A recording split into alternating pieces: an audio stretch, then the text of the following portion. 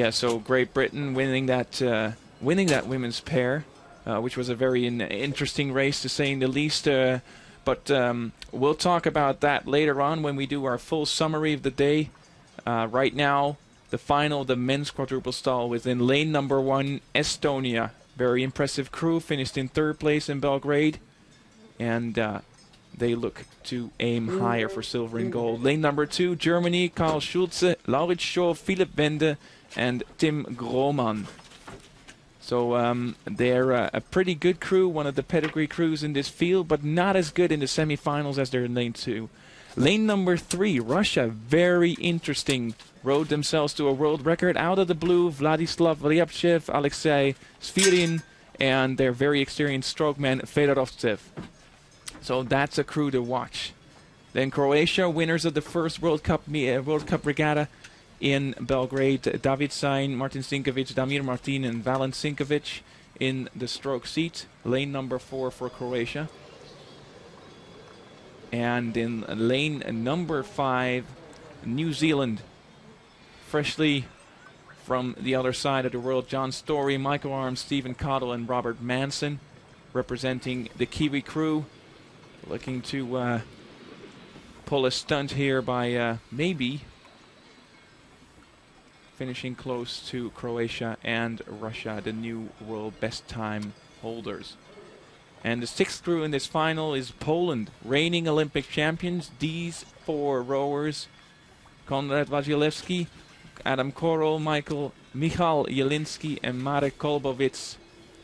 They were the Olympic champions in Beijing 4 years ago, world champions in 2009, and they are looking to improve their form. Not in the best of shape in Belgrade, but they made the final here in Lucerne, which is something good. And they're hoping to get a better result here, maybe a medal. So the lineup on the far side in lane number 1, Estonia, Germany 2 from the top, then Russia, Croatia 3 from the bottom of your picture, then New Zealand, and then Poland. Good start. Yeah, very good start. Not so good by Croatia. New Zealand also lagging a little bit behind, but Germany 2nd from the top in the yellow boat with the black, red, and yellow blades. Very good off the start here. Croatia with the yellow bibs, so World Cup leaders, winners in Belgrade 3 weeks ago. Yes, and world champions in New Zealand on Lake Karapiro in 2010. Bronze medalists last year, and very much back to something like their best form. And the Croatians, who also put up a world best time, but actually only to be bettered then moments later by the Russians in their particular race on Friday in their heat. And away we go now, and you can see 3 from the top of your picture there. That's also a good start by the Russians, and they are in a form that we haven't seen, well, not just this season, but in recent seasons. Yeah, Russia really surprising, actually, that the Russians have pulled together this crew, which is really, really impressive. I mean, the last Russian crew that was this impressive actually won the Olympic title out of the blue as well in 2004 in Athens. Yeah, the one survivor is Fedorovtsev, who's in the stroke seat through the first quarter already. Russia from Germany, then Croatia, Estonia, who've had success in this particular boat category, but it's now, some 6 years ago since they were bronze medalists, and we're riding momentarily there with the Russians. But Estonia were good. The Estonians were good in Belgrade. They finished in 3rd position, if I'm not mistaken. But right now, 4th position, vying for together with Poland. It's just New Zealand trailing the field. Currently a huge lead already in the first 700 meters of the race for Russia. And this is a huge boost for Russian rowing. I mean, they've been off the pace for so long in all boat classes. They had a single sculler. Yulia Levina was the sole single sculler for Russia for so incredibly long. And you're going to see her later in the women's sculls. Singles. Yeah, exactly. But she didn't qualify for the Olympics, so she's not in the Olympics. The only boat that I know of in the Olympics, absolutely, I think is quadruple scull. You're looking at the Kiwis in the stroke seat. Robert Manson from Blenheim, then Matthew Trott from Canterbury Rowing Club, Michael Arms from Auckland and John Story from Christchurch. Three of these men who were 10th last year in the B final, and a little way off the pace after the early start. Coming to the half distance already in the men's quadruple sculls, and Russia still with a lead, and a very, very decent one as well. The best part of a length there over Germany. Tim Groman in the stroke seat for Germany. And then Croatia, who now in this third 500 must make their move now. If they don't make their move, if they don't do a push, they will be out for the gold medal. There's no way they can make up this margin in the last 500 meters. Not in this boat class. The men's quadruple sculls is a very quick, you race from start to finish in about 5 minutes and 40 seconds. There's not much room for you to get back about a boat length in the final 300 meters. The near side there, Marek Kolbowitz, and no, this is Adam Corral. Adam Corral. So they've moved him back. Yeah, I was going to say that looked a bit strange. They've reorganised again, and Adam Corral, who had problems last year, was not fit enough to be in the boat, and now they're back with their Olympic setup. And also remember that they won 4 World Championship titles. They went from 2005 right the way through to 2009.